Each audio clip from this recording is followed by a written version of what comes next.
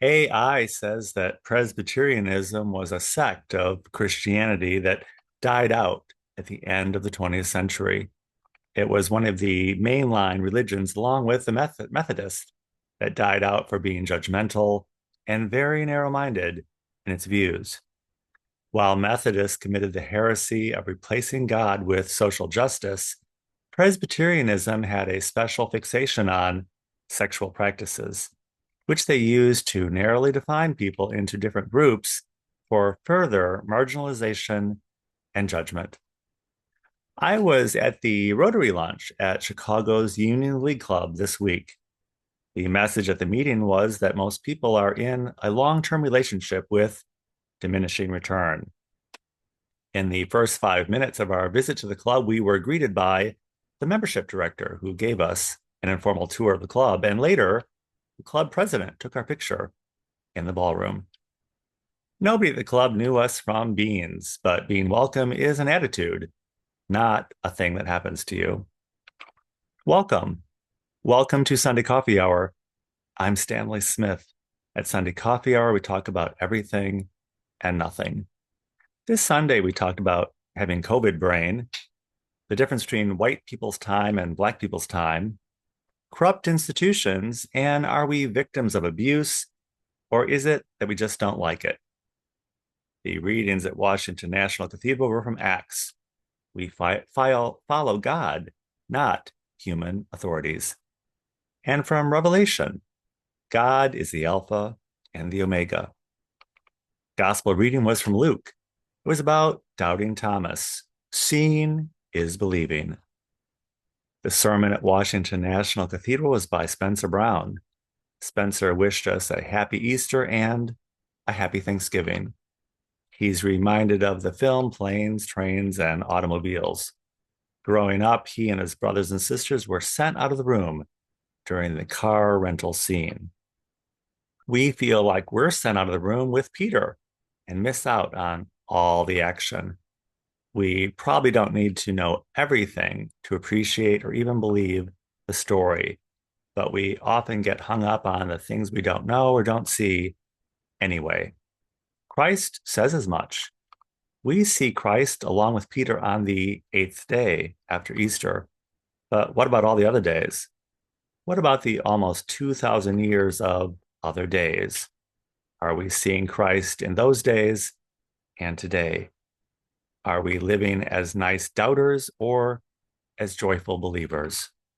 Are we loving the world out of our judgment or loving the world for our love of justice, resisting oppression and injustice out of our love or out of our thirst for condemnation? Being nice in church might be easy, but in the public sphere, it can be risky. Christ took the ultimate risk on our behalf. He was condemned and loves us still. He forgave us, not because we're good, but because he is good. We're sent out of the room to protect us from the naughty bits and pieces. We know about the crucifixion, but none of us saw it, but we benefit from it. We didn't bring it into the world and we didn't rise above it, but Christ did. And we're living with that reality every day of our lives, whether we know it or see it or feel it for ourselves. And that's the happy Thanksgiving of Easter every day of the year. At St. James Cathedral, the sermon was by Stephen Balke. Stephen talked about his early life as a hospital chaplain. Stephen counseled people at their near end of life situations and during challenging times and situations. And they had many questions and laments for God. Some of them included, would they be reunited with loved ones and find healing in all the suffering of this life? Christ is resurrected with his wounds intact, and it's alarming to us. We wonder if we will be resurrected with our wounds and scars in the next life. It's how we recognize people in this life, all of our wounds and scars, because of all the crap that has happened to us. We recognize each other by what we know about each other. Our wounds are not the end of the story. We have the story of life eternal. We frame it in the context of this life.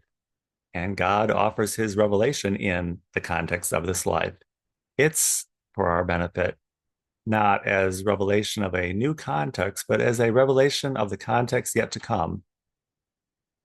At the Goodman Theater here in Chicago last week, this new production called Bust. It's the story of Black people. Life is so bad, and they are so angry and frustrated by it that they bust out of this context into a new context. It's not a new story. In the story of the Wizard of Oz, Dorothy thought life on the farm was so terrible, she wished she was in another place. It was facing her worst nightmare. Once she got there, all she wanted to do was go home. White people live their lives with crap that happens, and they think, "Wow, crap happens." It's our white privilege. Crap happens to Black people, and they think, "Wow, crap happens because I'm Black." In the play Bust, Alabama gets a bad rap. Has anything good ever come out of Alabama? Harper Lee, she was from Alabama, and she tried to write a book about race, but her publisher asked her to write To Kill a Mockingbird instead.